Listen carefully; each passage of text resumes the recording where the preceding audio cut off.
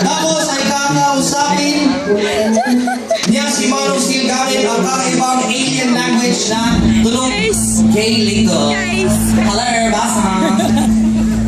Hello! Papa Manong Steel! Di na na-catch! Pakita ko ang i-smoke sa'yo. Kung di mo susurrender forever ang iyong sarili kay Gerald Joday ay today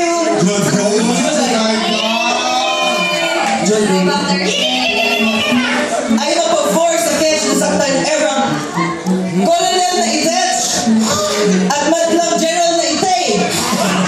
Di biya ka hanggang Jima para sa buko ka. Jisa!